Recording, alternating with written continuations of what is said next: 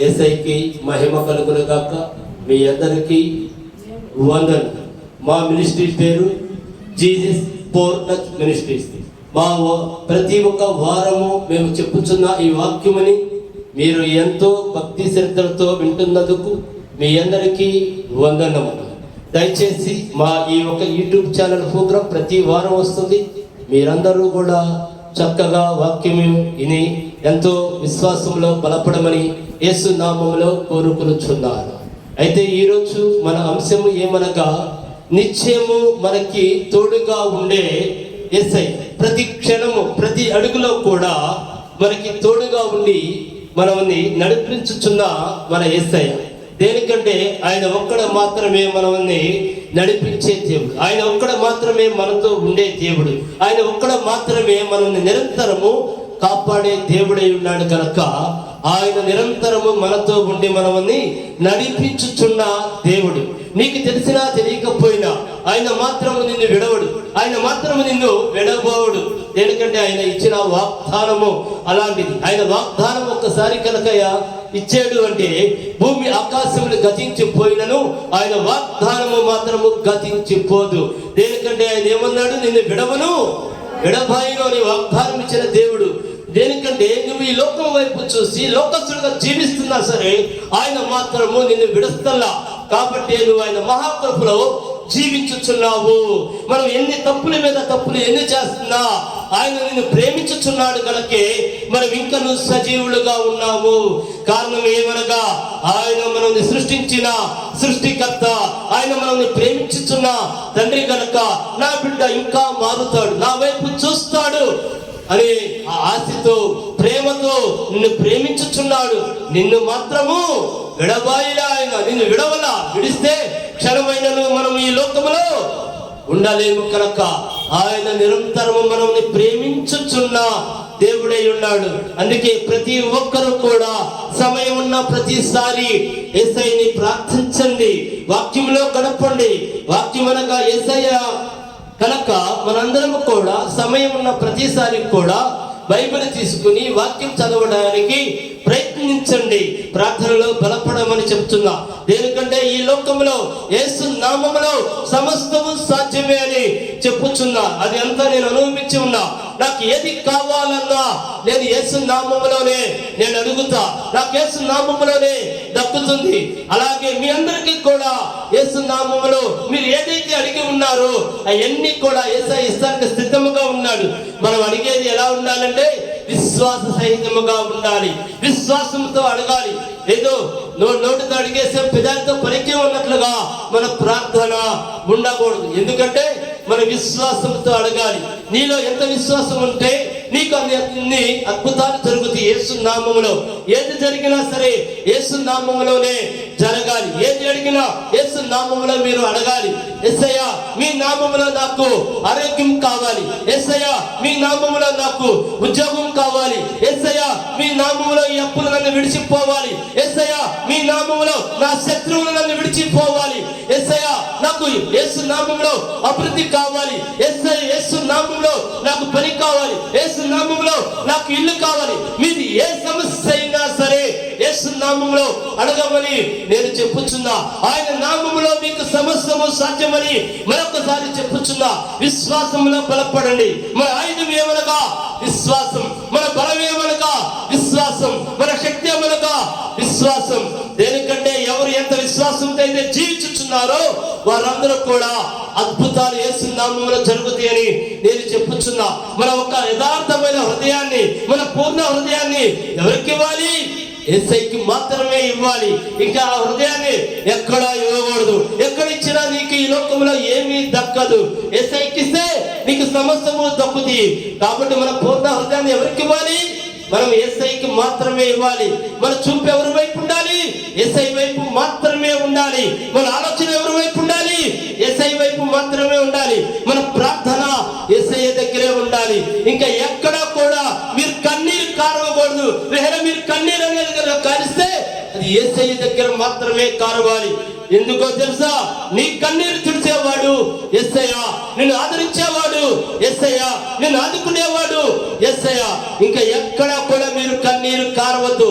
మీ వ్యాధి ఏదైనా, మీ సమస్య ఏదైనా, మీ బాధ ఏదైనా సరే, మన కన్నీరు ఎక్కడ కారవాలి? యేసయ్య సన్నిధానములో. ఆయన మాత్రమే నీ కన్నీరు తుడిచి నీకు కావాల్సిన పనులు చేస్తాడు. నీకు ఏది కావాలో ఆయనకి తెలుసు కనుక అద్భుతాలన్నీ చేస్తాడు. మనం ఏ బాధ అయినా ఏదైనా యేసు నామములో మనకి సమస్తము సాధ్యమని నేను చెప్పుచున్నా. యేసు నామములో మన వాక్య భాగంలోకి వెళ్దాము. 76 కీర్తన 14వ వచనం ఒకసారి చదవండి అమ్మా. 77 కీర్తన 14వ వచనం. ఆశ్చర్య క్రియలు జరిగించే దేవుడవు నీవే. జనములలో నీ శక్తిని నీవు ప్రత్యక్షపరచుకొని ఉన్నావు. చాలమ్మా. ఆశ్చర్య కార్యాలు చేసేది ఎవరు? మనుషులా? నీ స్నేహితులా? నీ బంధువులా? ఎవరు? ఈ లోకంలో ఎవరు నీ పట్ల ఆశ్చర్య కార్యాలు చేయలేరు. ఒక యేసు నామములో మాత్రమే అది సాధ్యం. అది సాధ్యం అవ్వాలంటే మనం ఏం చేయాలి చెప్పండి? మనము యథార్థమైన హృదయాన్ని, ఈ పూర్ణ హృదయాన్ని ఎవరికి ఇవ్వాలి? యేసయ్యకి మాత్రమే ఇవ్వాలి. ఎందుకంటే ఆయన సర్వశక్తి కలిగిన దేవుడు, ఆయన సర్వాధికారి అయిన దేవుడు, ఆయన సర్వ సృష్టిని సృష్టించిన దేవుడై ఉన్నాడు. మనముని సృష్టించిన దేవుడై ఉన్నాడు. కాబట్టి యేసు నామములో మనం ఏది అడిగితే అది సాధ్యము. దేనికో తెలుసా? మనము ఆయన బిడ్డలము కనుక, తండ్రి బిడ్డలకి ఇస్తాడు కనుక, మీరు ఏదైతే యేసు నామములు అడుగుతారో దాన్ని మీరు ఖచ్చితంగా పొందుకుని ఉన్నామని నమ్మాలి. దేనికంటే ఆశ్చర్య కార్యాలు ఎవరు చేస్తా ఉన్నారు? నేను చెప్పటంలా, వాక్యము చెబుతుంది. వాక్యములుగా దేవుడే చెప్పుచున్నాడు. కాబట్టి ఇంకొకసారి చదవమ్మా. ఆశ్చర్య క్రియలు అప్పం. ఆశ్చర్య క్రియలు ఎవరు చేసేది? యేసయ్య. అంటే మీకు ఏది కావాలన్నా నన్ను అడగండి అని యేసయ్య చెప్పుచున్నాడు. అందుకే మనం ఏం చేయాలి? ఆశ్చర్య క్రియలు జరగాల, అద్భుతాలు జరగాల, దేనికంటే మిరాకిల్ జరగాల. ఏది జరగాలన్నా ఎవరి సన్నిధానంలోకి వెళ్ళాలి? మనం యేసయ్య సన్నిధానంలోకి వెళ్ళాలి. యేసయ్య సన్నిధానంలోనే, యేసు నామములోనే అవి మనం పొందుకోవాలి తప్ప నీ సొంతగా ప్రయత్నిస్తే, నా సొంతగా ప్రయత్నిస్తే ఏమీ కూడా మనము పొందుకోలేము. మనం పొందుకోవాలంటే ఎవరి సన్నిధానానికి వెళ్ళాలి? యేసయ్య సన్నిధానానికి వెళ్ళాలి. యేసు నామములో పొందుకోగలము. అందుకని మనం అందరం ఏమి చేయాలి అంటే యేసు నామములో ప్రార్థన చేయాలి. యేసు నామములో సమస్తము సాధ్యమే. అందుకే ఆశ్చర్య క్రియలు ఇంకా కొద్ది ముందుకెళ్ళమ్మా. జరిగించే దేవుడు నీవే. అద్భుతాలు, ఆశ్చర్య కార్యాలు ఎవరు జరిపిస్తారు? యేసయ్య. వాక్యములో వ్రాయబడి ఉన్నది, నేను చెప్పుచున్నా. ఆశ్చర్యాలైనా అద్భుత కార్యాలన్నా జరిగించే దేవుడువు నీవే. ఇంకా చదువు. జనములలో నీ శక్తిని నీవు ప్రత్యక్షపరుచుకున్నావు. చాలమ్మా. ఆయన శక్తిని ప్రత్యక్షపరుచుకున్నారు అంటే అనేకమైన అద్భుతాలు ఈ లోకంలో మన కోసం చేసిన దేవుడై ఉన్నాడు. మనం కల్లారా చూస్తున్నాము. ఎన్నో సంఘటనలో యేసయ్య ఈ కార్యం చేయమంటున్నాం, ఆయన కార్యం చేస్తున్నాడు. కానీ తర్వాత మనం ఏం చేస్తున్నాం? దాన్ని మర్చిపోతున్నాం. దయచేసి అలా మనం ఉండకూడదు. యేసయ్య ఒక అద్భుతం చేశాడంటే ఆ అద్భుతాన్ని 100 మందికి చెప్పాలి, 1000 మందికి చెప్పాలి, 10,000 మందికి చెప్పాలి. ఎందుకో తెలుసా? ప్రతి ఒక్కరిని సాక్ష్యం విన్నా ప్రతి ఒక్కరు కూడా విశ్వాసంలో బలపడాలి. నీకు చేసిన అద్భుతాన్ని నువ్వు దాచుకోవడానికి నీకు యేసయ్య చేసింది. నీకు ఎలాంటి అద్భుతం చేశాడు, నీకు ఎలాంటి క్రియ చేశాడు, నీకు ఎలాంటి మేలు చేశాడు అనేది ఇతరులకి చెప్పాలి. ఎందుకంటే మన దేవుడు గొప్పతనం మనం చెప్పాలి కదా. ఇప్పుడు ఉదాహరణకి మన తండ్రి ఉన్నాడు, మనకి ఆస్తి ఇచ్చాడు అనుకో. ఈ ఆస్తి ఎవరిచ్చారు? మా నాన్న ఇచ్చాడు. నాకు ఈ అంతస్తు ఎవరిచ్చారు? మా నాన్నిచ్చాడు. నాకు ఈ కారు ఎవరిచ్చారు? మా నాన్నిచ్చాడు. నాకు ఈ బండి ఎవరిచ్చారు? మా నాన్నిచ్చాడు అని ఎలా అయితే మనం చెప్పుకుంటున్నామో, నీ జీవితంలో అద్భుతం అనేది యేసయ్య చేసినప్పుడు కూడా నువ్వు అలాగే చెప్పాలి. నన్ను ఎవరు స్వస్థతపరిచారు? నా యేసయ్య స్వస్థతపరిచాడు. నాకు ఈ ఉద్యోగం ఎవరిచ్చారు? నా యేసయ్య ఇచ్చాడు. నాకు ఈ ఇల్లు ఎవరిచ్చారు? నా యేసయ్య ఇచ్చాడు. నా అప్పులు ఎవరు పోగొట్టారు? నా యేసయ్య తీర్చేశాడు. నా శత్రువులు ఎవరు తరిమేశాడు? యేసయ్య తరిమేశాడు. నా దేవుడు ఏది సమస్తము చేయగలిగిన దేవుడని మనము యేసయ్య గురించి ఎంతో గొప్పగా సాక్ష్యం రూపంలో చెప్పాలి, స్నేహితులకు చెప్పాలి, బంధువులకు చెప్పాలి. అప్పుడే యేసయ్య పైన ప్రతి ఒక్కరు విశ్వాసము కలిగి జీవిస్తారు. దేనికంటే మనము చేయవలసిన పని మనము చేయాలి, యేసయ్య చేసే పని యేసయ్య చేస్తాడు. నువ్వు ఎంత నమ్మకముగా ఉంటే అన్ని అద్భుతాలు, అన్ని క్రియలు యేసయ్య చేస్తానికి సిద్ధముగా ఉన్నాడు. ఒక చిన్న మేలు చేసిన యేసయ్య గురించి మనము గొప్పగా చెప్పుకోవాలి. దేనికంటే ఆయన ఏ ప్రతిఫలము ఆశించి చేయలా. మనం ఆయన బిడ్డలము కనుక, ఆయన నిరంతరము మనల్ని ప్రేమించుచున్నాడు గనక మన పట్ల ఆయన ప్రేమ చూపించాడు. కాబట్టి మనము దానికి కృతజ్ఞతగా ఏం చేయాలి? అద్భుతమైన సాక్ష్యం రూపంలో ప్రతి ఒక్కరికి చెప్పాలి. యేసయ్య చేసిన మనకి మేలుల గురించి అందరితో చెప్పాలి. చాలా మంది ఉన్నారు యేసయ్య నుండి మేలుని పొందుకుంటారు కానీ ఎవరితో చెప్పరు. చివరికి మందిరానికి వచ్చి సాక్ష్యం చెప్పాలన్నా సరే సిగ్గుపడతారు. సిగ్గు అనగా ఏంటో తెలుసా? సిగ్గు అనే సైతాన ఆళ్ళలోకి దూరేసింది. అంటే దేనికి? మన యేసయ్య గొప్పతనము ఇతరులకు తెలియకూడదు. మందిరంలోకి వచ్చి యేసయ్య చేసిన సాక్ష్యాన్ని కనుక వీళ్ళు చెబితే, మన యేసయ్య గొప్పతనం ఇతరులకు తెలిస్తే ఇతరులు ఎక్కడ బలపడతారో అని మెల్లగా సిగ్గు అనే అపవాది వీళ్ళకి జ్వరబడి, ఇంతమంది ఉన్నారు, ఇంతమందిలో నేనేమి చెప్తాను, నాకు సిగ్గు ఇంతమందిలో చెప్పాలంటే. యేసయ్య కనుక సిగ్గు అనుకంటే నీ జీవితం బాగుపడేదా? యేసయ్య కనుక సిగ్గు అనుకంటే ఈ రోజున నువ్వు ఉండేవాడువా? కాబట్టి యేసయ్య చేసిన చిన్న విషయమైనా పెద్ద విషయమైనా మనము సిగ్గుపడకుండా సిగ్గు అనే అపవాదిని మనలో నుంచి దూరపరిచి మనము సాక్ష్యము చెప్పాలి. అప్పుడే మనము నిజమైన యేసయ్య పట్ల విశ్వాసం చూపెడుతున్నట్లు తెలుసుకోండి. యేసయ్య పట్ల నిజంగా విశ్వాసంతో జీవిస్తున్నట్లు. కాబట్టి ప్రతి ఒక్కరు కూడా సాక్ష్యముని మర్చిపోవద్దు. యేసయ్య నుంచి అనేకమైన మేలులు పొందుకున్న వాళ్ళు సాక్ష్యాలు చెప్పడానికి ముందుకు రారు. ఆ అద్భుతాలని జరిగేదాకా యేసయ్య ప్రార్థన చేస్తారు. అద్భుతం జరిగిన తర్వాత దాన్ని ఎవరితో చెప్పకుండా దాచేస్తారు. అలా దయచేసి మీరు దాయవద్దు. దేనికంటే ఈ పని నా తండ్రి చేసాడు అంటే తండ్రికి ఎంతో సంతోషము.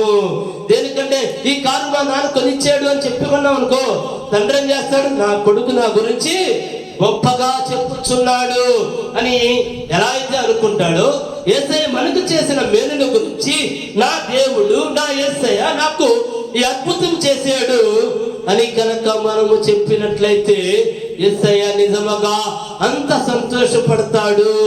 కాబట్టి మనకి ఎలాంటి క్రియ అయినా, ఎలాంటి అద్భుతమైన యేసయ్య మన జీవితంలో చేసి ఉన్నప్పుడు మీరు దయచేసి సిగ్గుపడవద్దు.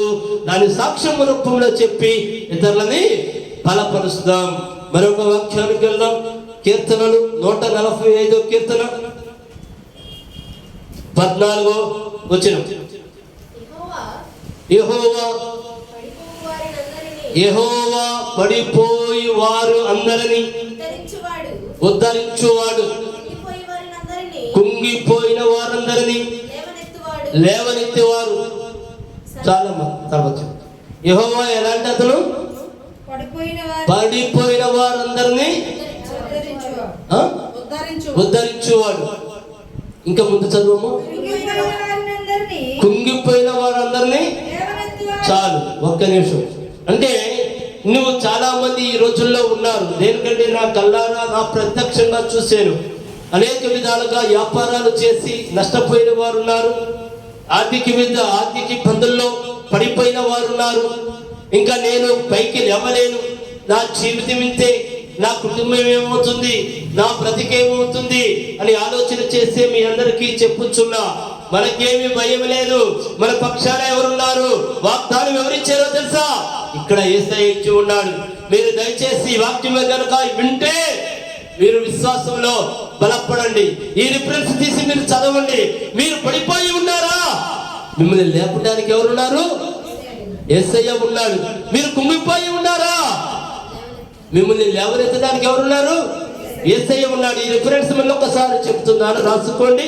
145 కీర్తన 14 వచనం. ఇది రాసుకుని మీకు వచ్చిన సమస్య వైపు చూడవద్దు. యేసయ్య నువ్వు వాగ్దానం ఇచ్చిన దేవుడు తండ్రి. యేసయ్య నీ వాగ్దానం ఒక్కసారి ఇస్తే భూమి ఆకాశములు గతించిపోయినను తండ్రి, నీ వాగ్దానము గతించిపోదు కనుక తండ్రి, అయా నీవు మమ్మల్ని లేవనెత్తు. సమస్యల్లో కుంగిపోయి ఉన్నావా? బాధల్లో కుంగిపోయి ఉన్నావా? నీకు నా జీవితం ఇంతే అని మరణం వైపు చూచుచున్నావా? నీకు మరణము వద్దు, బాధలు వద్దు. యేసయ్య వైపు చూడు. బలమైన విశ్వాసంతో ప్రార్థన చేయి. ఇంకొకసారి చదవమ్మా. యెహోవా పడిపోయిన వారందరినీ ఉద్ధరించువాడు. ఒక్క నిమిషం అమ్మా. అంటే జీవితంలో ఇక నువ్వు సర్వస్వము కోల్పోయావు. నీ ఆస్తులు వెళ్ళిపోయింది. నీ ఆస్తులన్నీ ఏమైపోయింది తెలియదు, అయిపోయింది. నీ ఆస్తులన్నీ కూడా మొత్తం కారాయించుకుపోయింది. ఇక నీకు ఒకటే మిగిలింది. ఎటు చూసినా శూన్యం కనపడుతుంది. ఎవరు ఆదరించేవారు లేరు, నిన్ను ఆదుకునేవారు లేరు. ఏమి చేయాలో అయోమయంలో ఉన్నావు. కానీ ఒక్కసారి యేసయ్య వైపు చూడు, ఒక్కసారి వాక్యం వైపు చూడు.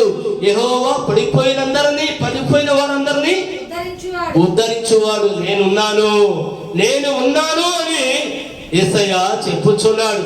కాబట్టి నువ్వు ఎలాంటి పరిస్థితుల్లో ఉన్నా నువ్వు దిగులు చెందవద్దు, నువ్వు బాధ చెందవద్దు, నువ్వు మరణానికి చేరువు అవ్వవద్దు. నిన్ను ఉద్ధరించేవాడు ఉన్నాడు. మన సృష్టికర్త మన యేసయ్య.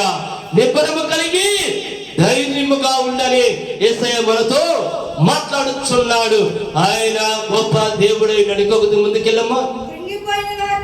కుంగిపోయిన వారందరినీ లేవనెత్తువాడు. చాలా కుంగిపోయి ఉన్నావా? నీ జీవితంలో అందరితో అభిమానించబడి ఉన్నావా? ప్రతి ఒక్కరితో దూషించబడి ఉన్నావా? నువ్వు కుంగిపోయి ఎందుకు నాకు ఈ జీవితం అనుకుంటున్నావా? ఎందుకు నాకు ఈ బ్రతుకు అనుకుంటున్నావా? నువ్వు కుంగిపోయినా సరే నిన్ను లేవనెత్తువారు ఎవరు? యేసయ్య. యేసయ్య వైపు చూడు. ఎవరి వైపు చూడకు, దేని వైపు చూడకు, లోకం వైపు చూడకు. యేసయ్య వైపు మాత్రమే చూడు. కుంగిపోయిన నీ జీవితముని చిగురింపు చేసే దేవుడు. ఎండిపోయిన నీ జీవితముని చిగురింపు చేసే దేవుడు. కూలిపోయిన నీ జీవితముని లేవనెత్తే దేవుడు. దేనికంటే ఆయన ఒక్కడే మాత్రమే నిన్ను అలా చేయగలిగిన దేవుడు. నీ జీవితాన్ని లేవనెత్తగలిగిన దేవుడు. నీ జీవితాన్ని చిగిరింపు చేయగలిగిన దేవుడు. ముందుకెళ్ళమ్మా. ఇంకా 15 కొడుతాను. సజీవుల కన్నులు నీ వైపు చూచుచున్నవి. ఏంటమ్మా? సజీవుల సర్వజీవుల కన్నులు నీ వైపు చూచుచున్నవి. తగిన కాలమందు నీవు వానికి ఆహారము ఇచ్చుదవు. నీవు నీ గుప్పుల్ని విప్పి ప్రతి జీవి కొరకును కోరికను తృప్తిపరచుచున్నావు. అంటే ఇంకొకసారి చదువమ్మా. నీవు నీ గుప్పులను విప్పి ప్రతి జీవి కోరికను తృప్తిపరచుచున్నావు. అంటే ఇక్కడ నోరు లేని జీవులను కూడా ఆయన తృప్తిపరచుచున్నాడు. అంటే ఒక చిన్న విషయం మీకు చెప్పుచున్నాను. మనం మనుషులమైతే ఏం చేస్తాము? రేపు పరిస్థితి ఏమిటి అని మనం నిరంతరంగా కూడా కష్టపడి ఆస్తుల్ని కూడబెట్టుకుని మన పరిస్థితి ఇది ఒక నెల రోజులు ఉండాలి, ఇది ఒక 10 నెలలు ఉండాలి, ఇది ఒక 10 సంవత్సరాలు ఉండాలి, మనం ఆస్తులు పోగు చేసుకోవాలి అనుకుంటాం. కానీ ఈ లోకంలో ఉన్న మిగతా మనుషులకు కాక మిగతా జీవులు ఏదైనా సరే ఆస్తుల్ని కూడబెట్టుకుంటాయా? చెప్పండి. ఏ రోజుకి ఆ రోజే యేసయ్య వాటికి ఏం చేస్తున్నాడు? ఆహారం ఇచ్చి పోషిస్తున్నాడు. అలాగే వాటికి ఉన్న విశ్వాసము కూడా మనకి లేదు. దేనికో తెలుసా? అవి కేవలము ప్రతిరోజు దేవుడు మాకు ఆహారము ఇస్తున్నాడు అని బలమైన విశ్వాసముతో బయటకు వచ్చి పోరాటం చేస్తాయి. కానీ మనుషులమైన మనమైతే ఆ విశ్వాసాన్ని కోల్పోతున్నాం. ఎందుకని కోల్పోతున్నాం చెప్పండి? మనకి విశ్వాసం లేదు, యేసయ్య పైన విశ్వాసం లేదు. కానీ మిగతా జాతులన్నిటికీ కూడా మన దేవుడన్న విశ్వాసం ఉంది. దేనికి? అది దేన్ని కూడా విత్తవు కోయవు, కానీ అనుదిన ఆహారము దేవుడు వాటి అన్నిటికీ ఇస్తున్నాడా లేదా? ఖచ్చితంగా ఇస్తున్నాడు. కానీ మనకి ఎలా ఉంది మన పరిస్థితి చెప్పండి? మన పరిస్థితి ఎలా ఉంది? విశ్వాసం లేకుండా మనము జీవించుచున్నాము. ఎందుకంటే మనం ఎలా జీవించాలి? విశ్వాసంతో జీవించాలి. పక్షుల్ని పోషించుచున్న దేవుడు మనల్ని పోషించడా చెప్పండి? పక్షులకి గుప్పుల్ని విప్పి పోషించుచున్న దేవుడు మనల్ని పోషించడా? అంటే ఆటలకు ఉన్న విశ్వాసము కూడా మనకి లేదు.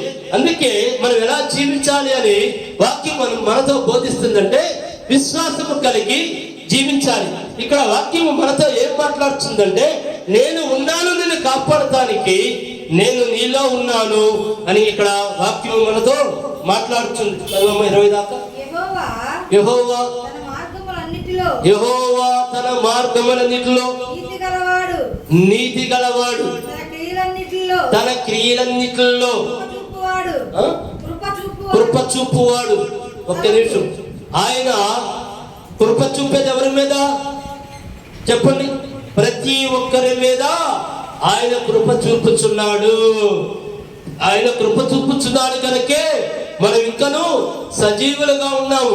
ఆయన నిరంతరం కూడా కృప చూపించే దేవుడు, కరుణించే దేవుడు, ప్రేమించే దేవుడు. వాక్యం మొత్తంలో కూడా మీరు చూసుకున్నట్లయితే నేను నిన్ను ప్రేమించుచున్నాను, నీ పైన కృప చూపుచున్నాను, నేను నిన్ను రక్షిస్తాను, నేను నిన్ను లేవనెత్తుతాను, నేను నీతో ఉన్నాను అనే మాటలు తప్ప ఎక్కడైనా సరే నేను నిన్ను దూషించుచున్నాను అని ఉందా? లేదు. ఆయన సృష్టికర్త అయి ఉన్నాడు. మనం ఎన్ని తప్పులు చేసినా, మన జీవితం ఎలా ఉన్నా మనము మారాలని మనల్ని నిరంతరము ప్రేమించుచున్నాడు. మన మీద ఆయన కృప కృంభరించుచున్నాడు. ఆయన కృప చూపించే దేవుడే కానీ ఏ ఒక్కరి మీద కూడా ఆగ్రహించుకునే దేవుడు కాదు. ఆయన ప్రేమామయుడు గనక ప్రతి బిడ్డని ప్రేమించుచున్నాడు. చదవమ్మా. తనకి మొరపెట్టు వారికి వారందరికీ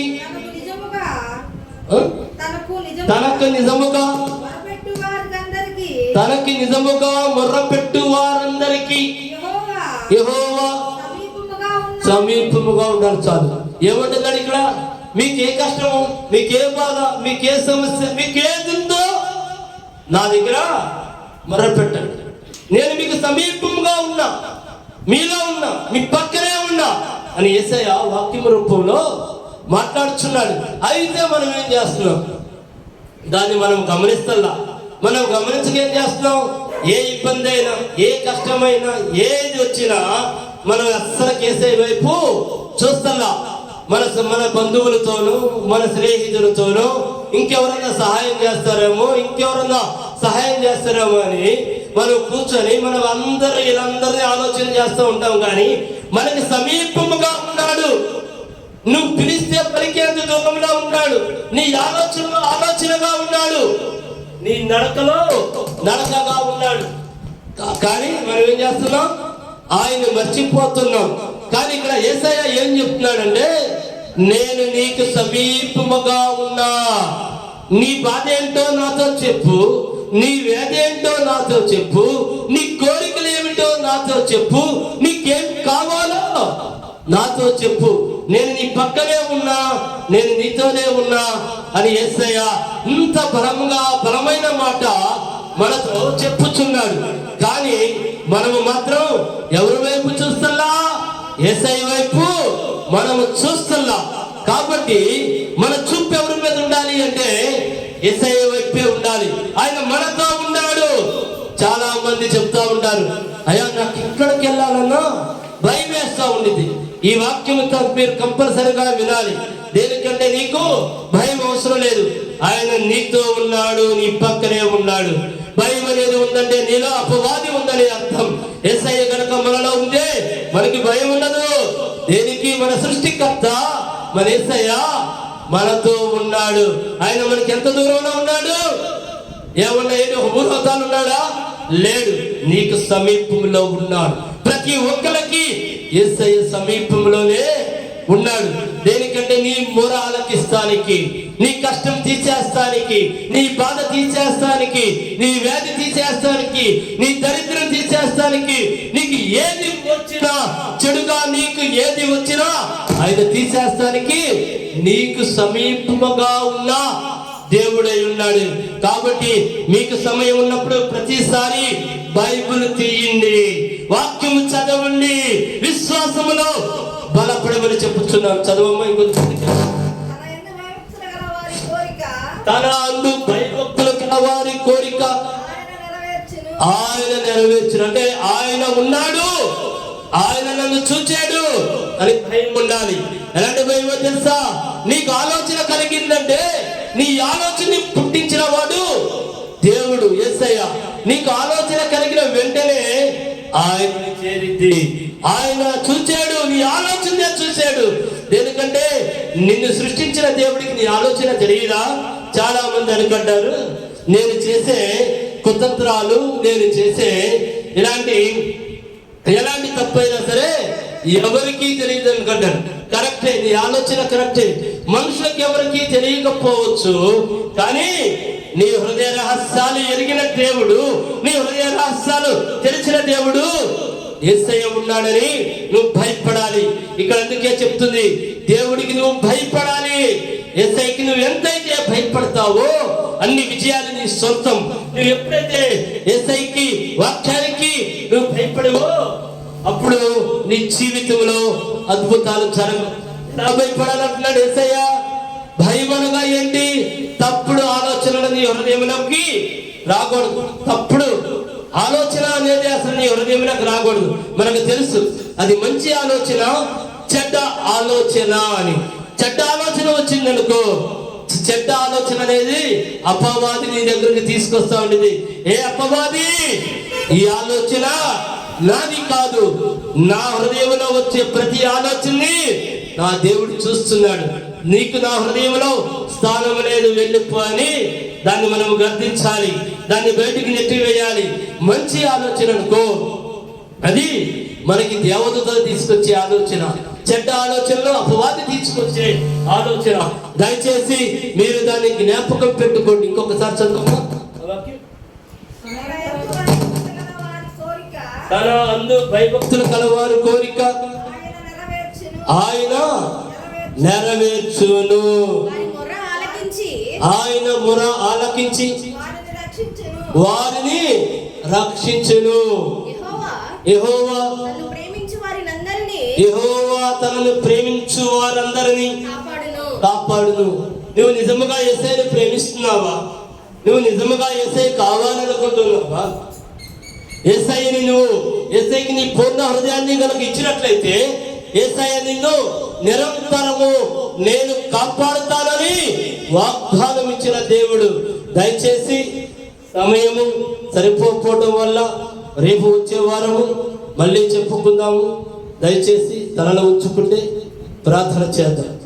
మా గొప్ప దేవ, మా యేసయ్య, నీవు తండ్రి మాతో ఉన్నానని వాగ్దానం ఇచ్చిన దేవుడివి నాయన. మాకు సమీపముగా ఉన్నానని వాగ్దానం ఇచ్చిన దేవుడివి నాయన. మాతో నీ ఉండి మమ్మల్ని నడిపించుచున్నావు దేవా. మేమందరము తండ్రి బలమైన విశ్వాసముతో తండ్రి నీ వైపు చూసి తండ్రి నీ యందు భయభక్తులతో ఆయా కలిగి జీవించే భాగ్యమును మాకు దయచేయమని అడుగుచున్నాను తండ్రి. మా హృదయ రహస్యములు తెలిసిన దేవా, మా హృదయంలో వచ్చిన ప్రతి ఒక్క తప్పుడు ఆలోచన తండ్రి తొలగించి వేసి దేవా అయా మంచి ఆలోచనని తెప్పించే తండ్రి, మేమందరం నీ బిడ్డలుగా తండ్రి, నీ చుట్టూ తండ్రి ఉండే భాగ్యాలు మాకు దయచేయమని నజరేయుడైన యేసుక్రీస్తు నామములో ప్రార్థించి అడిగి వేడుకొనుచున్నాము మా ప్రియ పరలోకపు తండ్రి.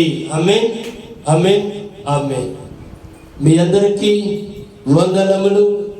మా అడ్రస్ మదర్ తెరీసా వీధి, ఐతా నగర్, తెనాలి, గుంటూరు జిల్లా. మా ఫోన్ నెంబర్ 9849844862. మా మినిస్ట్రీ పేరు జీసస్ పవర్ టచ్ మినిస్ట్రీస్. మీ అందరికీ వందనములు.